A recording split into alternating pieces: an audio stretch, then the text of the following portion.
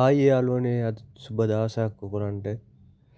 අද අපි හදන්න යන්නේ කැපචිනෝ එකක්. කොහොමද හදන්නේ කියලා අපි බලමු. ලාම අපි ස්ටාර්බක්ස් එකේ ගන්න මේ කැරමල්ලෝ කියන මේ කැප්සූලේ අපි ගන්නවා අපි මේ අපි හදන්න යන කැපචිනෝ එකට. අපි මේක දැන් අරගෙන අපි දානවා මේ නෙස්ප්‍රෙස්සෝ මැෂින් එකට මේ පොඩි කල්පාට තියෙන මැෂින් එකට. අපි බලමු කොහොමද අපි දාන්නේ කියලා. ඉස්සෙල්ලාම පේපර් කප් එක තියලා ඒකට අපි සීනි තෑ හැන්දක් විතර දාගන්න ඕන.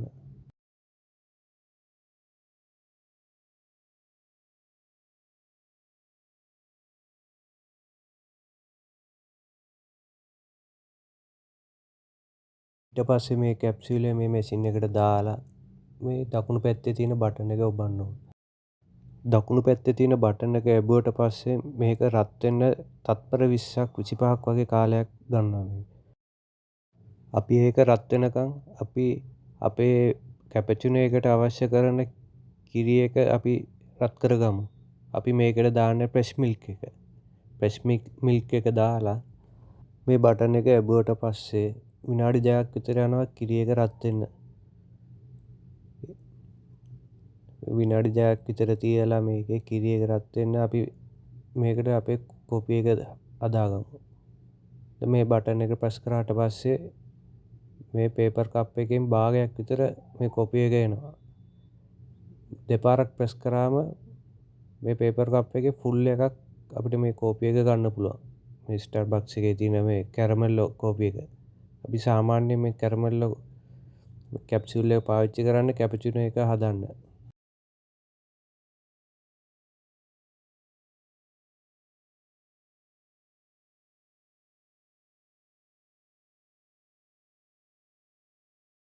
ඔන්න දැන් අපි හදන්න යන කැපචිනෝ එකේ කෝපි එක දැන් මැෂින් එකෙන් එන ගමන් තින්නේ. අපි දැන් මේක බාගමු.